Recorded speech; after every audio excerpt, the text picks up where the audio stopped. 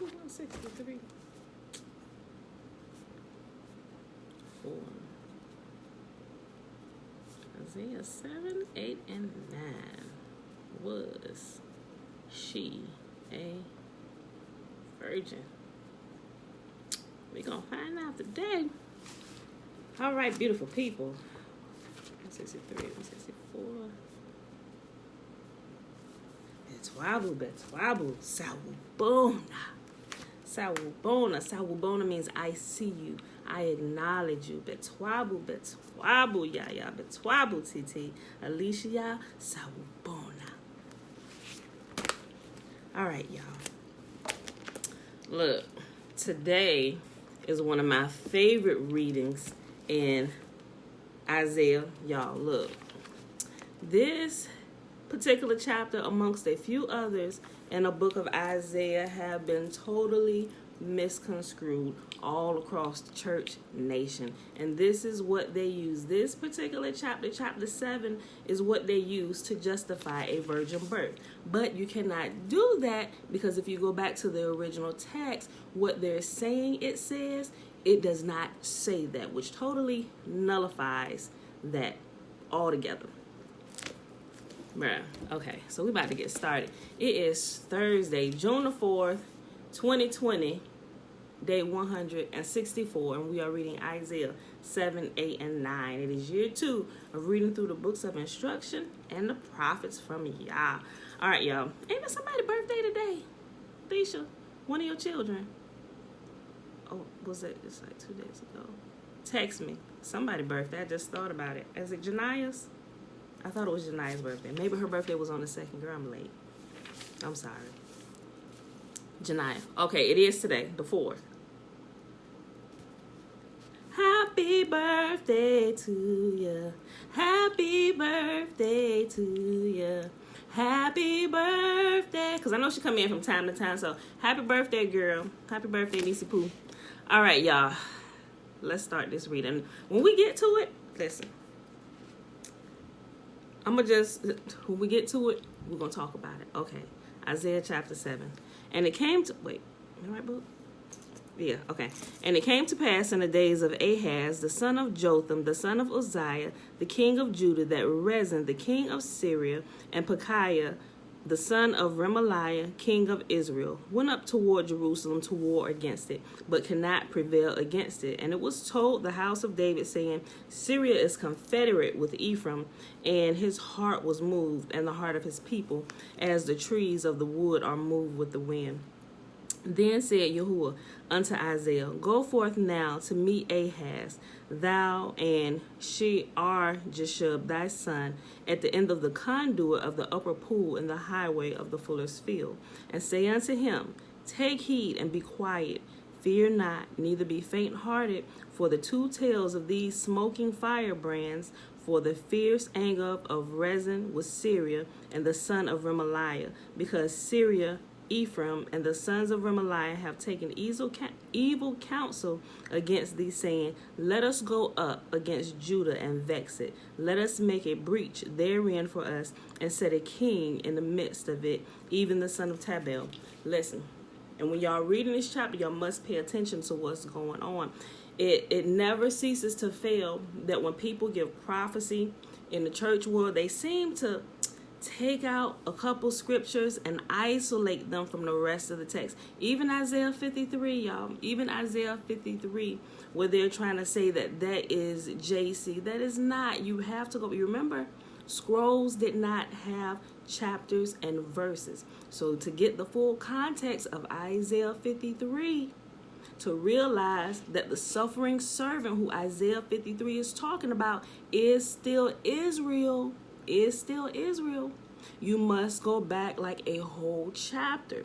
Go back to, I would say go back to Isaiah 48 and read all of that in context. And when we read all of that in context, we'll see that it was the kings who were talking about Israel. They were talking about Israel. And y'all came in and said, This is my suffering servant, Israel. He says it all the way through the Old Testament and the prophets. But when you got those who shouldn't be teaching, will come out with a bunch of crap. All right, so pay attention. We're talking about King King Ahaz is scared that the two sides are going to come up against them here. What we're reading today, this is the context of this story today. Isaiah chapter 7. King Ahaz is scared about going to war because they pretty much outnumber them. So listen to it. Verse 6, let us go up against Judah and vex it, and let us make a breach therein for us, and set a king in the midst of it, even the son of Tabeel. Thus saith Yahuwah, it shall not stand, neither shall it come to pass. For the head of Syria is Damascus, and the head of Damascus is Rezin. And within 65 years, Ephraim shall be broken, that it be not a people. Okay, let's point something out. Yahuwah gave another timeline. He said within 65 years, 65 years. Remember, 1 score is 20.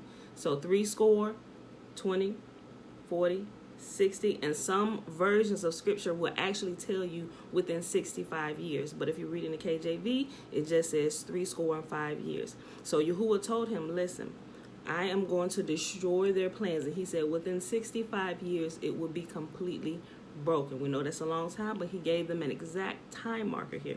Pay attention. I'm going to read that again. Verse 8. For the head of Syria is Damascus, and the head of Damascus is Rezin. And within 65 years, or within 65 years, shall Ephraim be broken, that it be not a people. And the head of Ephraim is Samaria, and the head of Samaria is Remaliah's son. If you will not believe, surely ye shall not be established. Yahuwah said, if you don't believe this, your kingdom is not going to go on.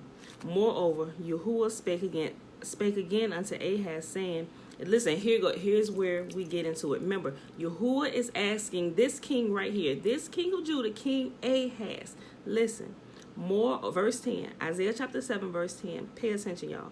Moreover, Yahuwah spake again unto Ahaz, saying, ask thee a sign of Yahuwah thy God, ask it either in depth or in the height above. Yahuwah said, King Ahaz, so you will believe, ask me to give you a sign that what I'm saying to you and what Yahuwah had just said to him. He said within 65 years, Damascus and Samaria will be utterly, well, when he said this, they'll still be there, but they're going to be without power. They're going to be destroyed. He said, so ask of me a sign so I can show and prove to you that within 65 years, Samaria and Damascus will no longer be a people. Verse 11, ask thee a sign of Yahuwah thy God, ask it either in depth or the height above. He said, no matter how, he said, make it so, he said, ask me, let it be as strong, something that you can't even fathom happening, or just make it hard or as easy as you want. He said, ask me a sign. Verse 13, no, I'm sorry. Ask thee a sign of Yahuwah thy God, ask it either in depth or in the height above. But Ahaz said, I will not ask, neither will I tempt Yahuwah. And he said, hear now, and this is Isaiah talking, he said, hear ye now, O house of David. Is it a small thing for you to weary men, but will ye weary God also? Will ye weary Yah also? He said, okay, look, what do you want? He said, you're scared. You coming to Yah for help, yet you don't believe. Yahuwah asked you to give him a sign so he can show and prove to you, yet you won't even do that. Are you that afraid to even inquire of Yah? He said, and since you won't, Yahuwah himself will give you a sign so you can see. And he said, and because, listen, and what's going to happen is, and he said, because you were too afraid, like kings cannot be afraid, and because you were too afraid to even ask Yah, he said, you're not even going to live to enjoy it. But you're going to see it happen, but you're not going to live to enjoy what's about to happen. Look. Ask thee a sign of Yahuwah thy God. Ask it either in the depth or in the height above. But Ahaz said, I will not ask, neither will I tempt Yahuwah. And he said, hear ye now, O house of David. Is it a small thing for you to weary men? But will ye weary my God also? Therefore Yahuwah himself shall give you a sign. Behold, a virgin shall conceive and bear a son, and shall call his name Emmanuel. Now, let me read the next verse. Butter and honey shall he eat, that he may know to refuse evil and choose the good. For before the child shall know to refuse the evil and choose the good, the land that thou arborest shall be forsaken of both of her kings. Now, let's point this out again. Remember, the church uses this as the virgin birth to justify JC, Jesus Christ. And I want to say that's why I keep using the initials, because Yahuwah said their name should not even be spoken off of your lips. So that's why I abbreviate it, but for the sake of the teaching, so you understand what I'm saying. They take this out of context to justify a virgin birth. But if you read the entire chapter in context, we will know, first of all, original text doesn't say virgin. This is not the word. That the word that's in the original text says young maiden. And this particular young maiden was Isaiah's wife. Are you married to a man and don't have sexual relations to him? This is Isaiah's wife. Original text and footnotes. If you have Bibles with footnotes and precepts in them, it tells you that. See what happens when we get away and we don't study, we don't pay attention to what's in front of our face? Slowly over the years, things have been taken away. And most of the masses, they don't research. Most of the masses, they're not researchers, but they still just don't pay attention to what they're reading in front of their faces. And people run off with the new teacher, and now we have a whole doctrine that's being taught to people that's not true, but it's so strong because it's been taught for so long, and people believe it, and nobody's going back to check it. Listen. This is what it should say. Therefore, Yahuwah himself, and that right, the woman conceiving wasn't the sign. Weren't women created to give birth, people? A woman getting pregnant is not a sign. That wasn't the sign. Let me read that. Pay attention. I'm going to tell you what the sign is in verse 16. That's the sign. 15 and 16 is the sign. Not the young woman, Isaiah's wife, getting pregnant. Okay. Verse 14. I'll read it again. Therefore, Yahuwah himself shall give you a sign. Behold, a young woman shall conceive and bear a son and call his name Emmanuel.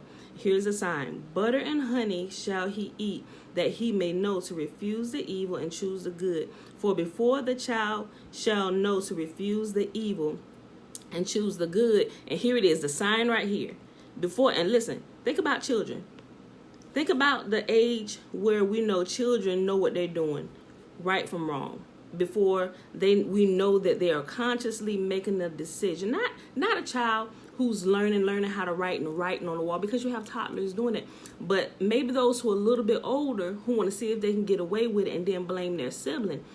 We know that they knew what they were doing because they blamed their sibling. They would not have blamed their sibling if they themselves didn't know that it was wrong. Even children at an age, there's an age where they begin to understand right and wrong. That's what he says. So this child had to be 3-4 years old. For before the child shall know to refuse the evil and choose the good, the land that you coming to tell me about, the Damascus and Samaria, the land that thou arborest, shall be forsaken of both of her kings. Damascus and Samaria, within that 65-year period, this is what that is saying. It's right here in front of our face. How do we get a whole new doctrine that is fooling most of the world, that they're still trying to push the different continents, trying to take this gospel to the ends of the earth? That is not what y'all said. They're trying to take something. I don't even know. I'm going to find out who started, where this, well, no, we know. It started with Constantine. 70, 80. That's where it started. They took this out of, they pick and choose different places. But if you go and read, like I said, if you don't start in the New Testament like people tell you, you start at the beginning and you don't take anybody's teaching and their interpretation and you just read it and let Yah give you the understanding, and the understanding is right there in the chapters that you're reading. If you just do that, you will never get sidetracked like that. So when people, or you go into a church and you start hearing these teachings that are kind of off kilter, a little bit like, wait a minute, that ain't what that say. What they say. Even though I started in the New Testament, when I pulled away from the church and y'all pulled me out of the church for a couple of years, it was like a detox period. Not hearing garbage coming from the pulpit. Not everything was wrong, but I could feel it was like scales fell off of my eyes on that, because I never stopped reading my Bible. As I began to, I was like, wait a minute, what? That's what I said. Oh shoot. So there's a period of time where you have to be separated from the institution of the church. So all of that can be washed away. All of that has to be washed out. Keep what's good, get rid of the bad. But then you can start, and Yahuwah just has to has to like rebuild you up and fill in the missing places with truth. This is what this is talking about. Therefore, Yahuwah himself shall give you a sign. Behold, the young woman shall conceive and bear a son, and shall call his name Emmanuel. Butter and honey shall he eat, that he may know to refuse the evil and choose the good. For before the child shall know to refuse evil and choose the good, the land that thou arborest, Damascus and Samaria, shall be forsaken of both of her kings. And that's going to happen within a 65-year period. Yahuwah shall bring upon thee and upon thy people and upon thy father's house days that have not come, from the day that Ephraim departed from Judah, even the kings of Assyria. And it shall come to pass in that day, when you see this land forsaken of both of her kings, in that day, and it shall come to pass in that day that Yahuwah shall hiss for the fly that is in the uttermost part of the rivers of Egypt, and for the bee that is in the land of Assyria. And they shall come, and they shall rest all of them in the desolate valleys, and in the holes of the rocks, and upon all the thorns, and upon all the bushes. In that same day shall Yahuwah shave with a razor that is hired, namely them beyond the river, or beyond the river of, beyond the Euphrates, by the king of Assyria the head, and the hair of the feet, and it shall also consume the beard. And it shall come to pass that in that day that a man shall nourish a young cow and 2 sheep, and it shall come to pass for the abundance of milk that they shall give, he shall eat butter. For the butter and honey shall every one eat that is left in the land. And it shall come to pass in that day that every place shall be where there were 1,000 vines at 1,000 silverlings, it shall be even for briars and thorns. With arrows and with bows shall men come thither, because the land shall become briars and thorns. And on all hills shall be digged with a mattock, and there shall not come thither the fear of briars and thorns, but it shall be for the sending forth of oxen and the treading of lesser cattle. So mind you, when this is forsaken, when the land is forsaken, there's not going to be too many people there to, you know how there's like supply and demand. That's where the honey and butter. He said there is no longer going to be like a cry out for food. He said because it's going to be so much food. They're going to be eating so much butter and honey that they're not even going to be able to eat it all. There's going to be an abundance because the land is going to be forsaken. So everything is going to be left, and the people are going to have multitudes to eat. You can read this in different versions, like the New Living Translation, and it makes it a little bit more clear. Verse 21 says, and it shall come to pass in that day that a young man shall nurse a young cow and 2 sheep, and it shall come to pass for the abundance of milk that they shall give, he shall eat butter, for butter and honey shall everyone eat that is left in the land. And it's not going to be too many people that's going to be left, because she's going to be forsaken. So those who don't or can't go away, they're going to be taken care of. They're going to eat the abundance. It's what was once a scarcity has now been made an abundance, turned into an abundance for the people that are left. That's why they're going to be eating bread and honey and all that butter and honey and all this stuff. All right, chapter 8, Isaiah chapter 8. Moreover, Yahuwah said unto me, take thee a great roll or scroll, and write in it with a man's pen concerning Maher-Shalal Hashabaz. And I took unto me faithful witness to record Uriah the priest and Zechariah the son of Jeberechiah. And I went unto the prophetess, and she conceived and bare a son. It's still talking. Remember Isaiah, and I went into this is that young woman. This is Isaiah's wife. And I went unto the prophetess, and she conceived and bare a son. Then said Yahuwah to me, call his name Maher-Shalal-Hashabaz. This same child is the same child that Yahuwah said call his name Emmanuel. Some text will actually give you the footnotes that will tell you that, and it will link the 2 chapters. Matter of fact, it will link chapter 7, 8, and 9 together.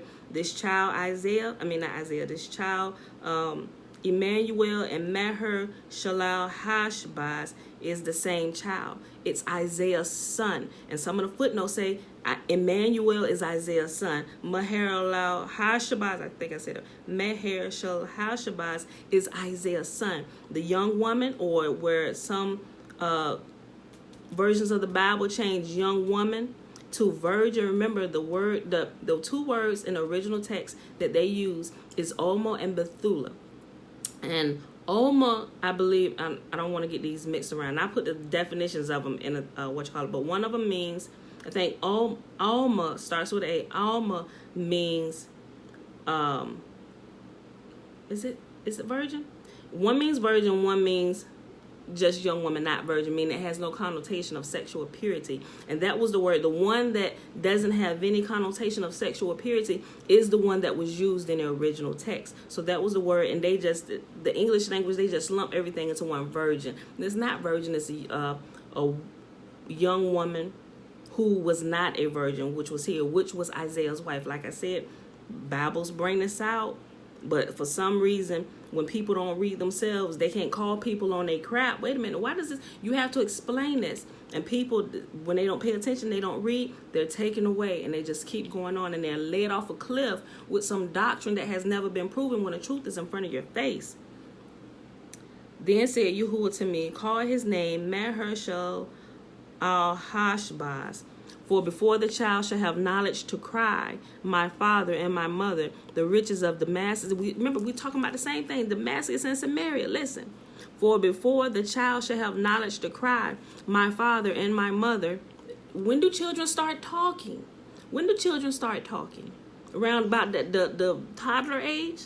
Pay attention. Listen to what you were saying. He's giving us time markers, and he's giving us clues as to the age of the child. Remember, New Testament, JC don't come on the scene until he's 30 years old. This is the case. What? No.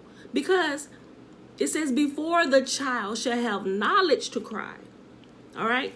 My father and my mother. And we're still talking about these same two countries that King Ahaz was scared of, that was going to come and overrun Judah. He said, the riches of Damascus and the spoil of Samaria shall have taken away before the king of Assyria. Yahuwah spake also unto me again, saying, for as much as this people refuses the waters of Shiloh that go softly and rejoice in Rezin and Remaliah's son. Now, therefore, behold, Yahuwah bringeth up upon them the waters of the river, strong and many, even the king of Assyria, and all his glory, and he shall come up over his channels, and go over all his banks. And he shall pass through Judah, he shall overflow and go over, and he shall reach even the neck, and the stretching out of his wings shall feel the breath of the land, O Emmanuel. Remember, Emmanuel is Maher-shalal Hashbaz. I think I said that right. I think I'm screwing it up. But Emmanuel and Maher-shalal Hashbaz is the same child, which is the son of Isaiah and his wife. Isaiah's wife was a prophetess. Isaiah was a prophet. Some people can't really take that, but his wife was a prophetess. It calls her a prophetess. She wasn't a virgin. The young virgin in chapter 7 is Isaiah's wife. He was already married to her. That's Isaiah's wife. Associate yourselves, O ye people, and ye shall be broken in pieces, and give ear, all ye of far countries. Gird yourselves, and ye shall be broken in pieces. Gird yourselves, and ye shall be broken in pieces. Take counsel together, and it shall come to naught. Speak the word, and it shall not stand, for Yahuwah is with us. For Yahuwah spake thus to me with a strong hand, and instructed me that I should not walk in the way of this people, saying, say ye not a confederacy. To all them to whom this people shall say a confederacy, neither fear ye their fear, nor be afraid. Sanctify Yahuwah of hosts himself, and let him be your fear, and let him be your dread. And he shall be for a sanctuary, but for a stone of stumbling, and for a rock of offense to both the houses of Israel, and for a gin and for a snare to the inhabitants of Jerusalem. And many among them shall stumble and fall, and be broken, and be snared, and be taken. Bind up the testimony, seal the law among my disciples. And I will wait upon Yahuwah, that hideth his face from the house of Jacob, and I will look for him. Behold, I and the children whom Yahuwah hath given me are for signs and for wonders in Israel, from Yahuwah of hosts, which dwelleth in Mount Zion. And when they shall say unto you, seek unto them that have familiar spirits, and unto wizards that peep and mutter, should not a people seek unto their God for the living to the dead? To the law and to the testimony, if they speak not according to this word, it is because there is no light in them. Yahuwah said, if you need to know something, you come to me. You don't go to anybody else. You don't go to soothsayers. You don't go to wizards. You don't go to witches. You don't go to crystal ball readers. None of them. Witches, warlocks, none of them. I am your God. He said, you inquire of me, not of them. Matter of fact, no people who practice that should live among my people. You should not suffer a witch to live. Should not a people inquire of their own God, of Yah? To the law and to the testimony, if they speak not according to this word, it is because there is no light in them. And they shall pass through it, hardly be stead and hungry. And it shall come to pass that when they shall be hungry, they shall fret themselves and curse their king and their God and look upward. And they shall look unto the earth, and behold, trouble and darkness, dimness of anguish, and they shall be driven to darkness. Last chapter for today, Isaiah chapter 9.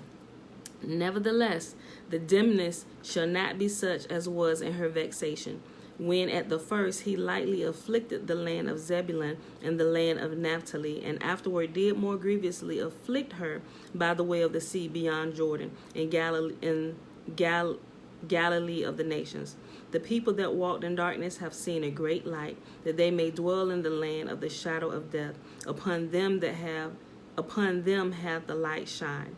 Thou hast multiplied the nation, and not increased the joy. They joy before thee according to the joy in the harvest, as men rejoice when they divide the spoil. For thou hast broken the yoke of his burden, and the staff of his shoulder, and the rod of his oppressor, as in the day of Midian.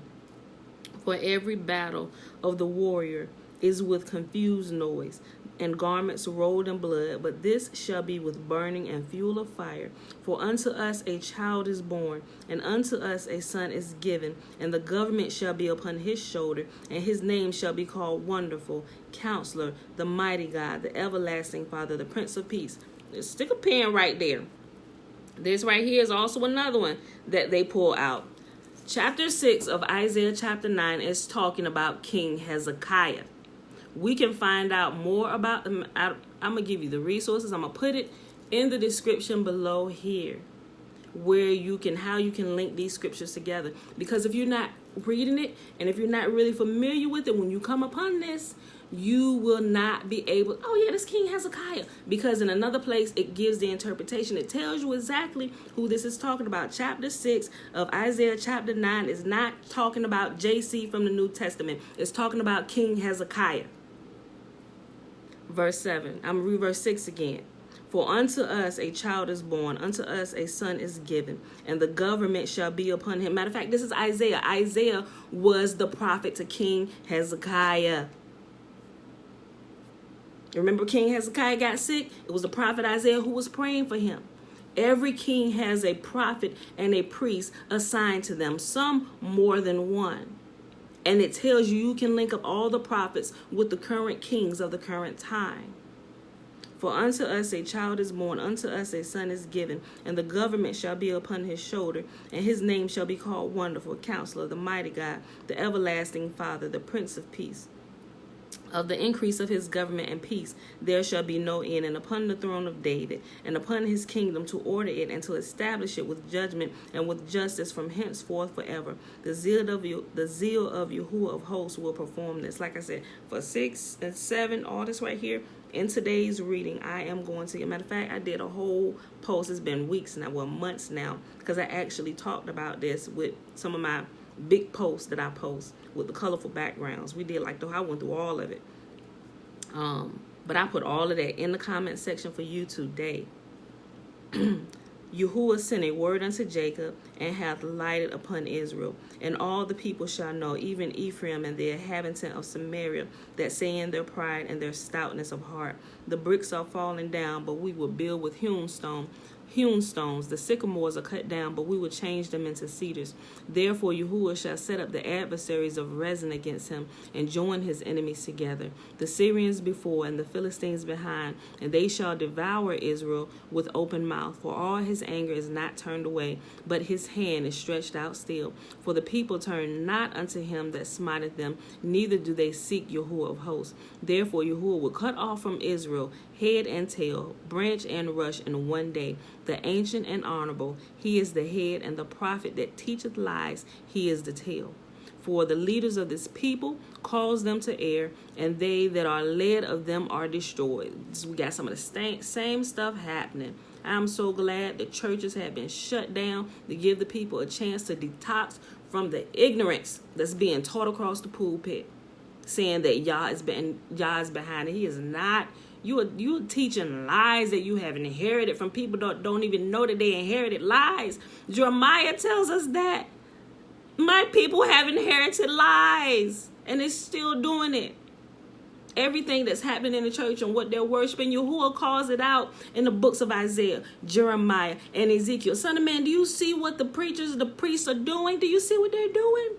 You see the women over here weeping for Tammuz? You see, Yah said that. You see what they're doing? They're still doing it today. In the temples of Baal with I wish you could see me. See how my arms are out? If I was standing up, what letter would my body be making? What symbol is that? That is the sign, the symbol, the image of the beast. And the image of the beast is sitting on top of every single church. The image of the beast. Bruh. The ancient and the honorable, he is the head. And the prophet that teaches lies, he is the tail. For the leaders of this people cause them to err, and they that are led of them are destroyed. Therefore, Yahuwah shall have no joy in their young men, neither shall have mercy on their fatherless and widows. And for everyone is a hypocrite and an evildoer, and every mouth speaketh folly. For all this, his anger is not turned away, but his hand is stretched out still. For the wickedness burneth as the fire; it shall devour the thorns and briars, and shall kindle in the thickets of the forest, and they shall mount up like the lifting of smoke. Through the wrath of Yahuwah of hosts is the land darkened, and the people shall be as fuel of the fire. No man shall spare his brother, and he shall snatch on the right hand and be hungry, and he shall eat on the left hand, and they shall not be satisfied. They shall eat every man the flesh of his own arm. Manasseh, Ephraim, and Ephraim. It says, Manasseh, Ephraim, and Ephraim, Manasseh, and they together shall be against Judah. For all this his anger is not turned away, but his hand is stretched out still. And that, my beautiful people, is our reading for today. Isaiah 7, 8, and 9. And if you did not quite catch what I said, go back and watch this again. Pull out your Bible, run these scriptures, go through it. If you got footnotes and little comments, matter of fact, if you go to like Bible Hub or what is it? It's another one, the Blue Light Bible, I think it's called. But anyway, online, they still have footnotes, and you can click on if it's underlined or highlighted, or if it has like a number beside a word. Online, they have the footnotes, and you can find them there.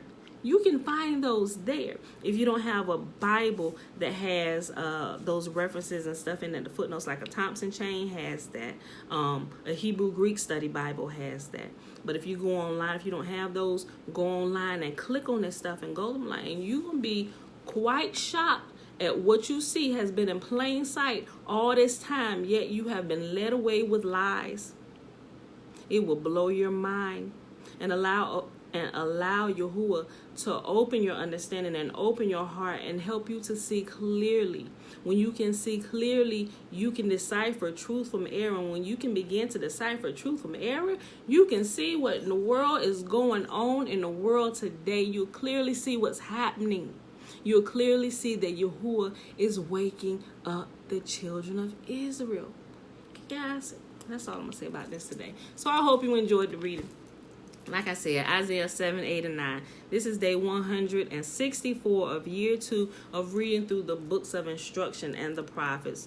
sometimes known as the law, sometimes known as the Torah or the Tula in Bantu language, or most people in the world also knows it by the Old Testament or the Pentateuch or anything that's referring to the Old Testament. That's what we read. That's what we're focusing on, so you can see, pulling out the truth. I'm highlighting it for you so you can see, help remove the scales from your eyes so you can put it together in truth. Worship Yah, not only just in spirit and emotion, but worship him in truth. Truth and knowledge is what sets us free, y'all. All right. It is June the 4th. 2020. I love you all. Let's do this blessing. I'm going to bless you like Yahuwah said to bless my people. And we can find that in, y'all know what it is, Numbers chapter 6, verses 22 through 27. And let me remind you that if you want to take a Nazarite vow, a man or a woman can take the Nazarite vow unto Yah. Just a quick, you set aside yourself, you set yourself apart wholly unto Yah. And the laws of the Nazarite is they don't drink any alcohol, they don't cut their hair, they don't touch dead bodies, they don't drink wine, alcohol, anything involving the grape, wet, dry, anything, grape, vinegar, all that stuff. We abstain from that and we set ourselves solely apart to Yah. As a Nazarite, you can set the vow for 6 months. You can set it for a year. You can set it for 2 years. You can become a Nazarite to the day of your death. But just think about it. Remember, when you're a Nazarite, you don't cut your hair. If you violate your vow, girl, I'd be bald. Come up on the body on accident. Yeah, like it's kind of hard for nurses to take a Nazarite vow. If you're working in there and it's known somebody could die today on my watch, if you're defiled by touching a dead body, you got to cut your hair off and restart your vow. But he does give, for people who are close in your family who die, he calls that out, and there is a clause for that. And that's only with immediate family, like husband, wife, children, mother, father. There's a clause for if something happens within your own family. He calls that out so you know how to deal with that. If that happens to happen while you are taking a Nazarite vow unto Yah. And Nazarites, they're quite surprised when they take the Nazarite vow and how Yah begins to speak to them and how he grows them up. It's like supernaturally fast, and how he begins to speak to them because they set themselves solely apart wholly to be holy unto him. Look into it, y'all. Numbers chapter 6, verses 1 through 21. That's the law of the Nazarite vow. It goes into detail. And the blessing is found in 22 through 27. And Yahuwah spake unto Moses, saying, Speak unto Aaron and unto his sons, saying, On this wise ye shall bless the children of Israel, saying unto them, May Yahuwah bless us and keep us. May Yahuwah make his face to shine upon us and be gracious unto us. May Yahuwah lift up his countenance upon us and give us his peace. And they shall put my name upon the children of Israel, and I will bless them.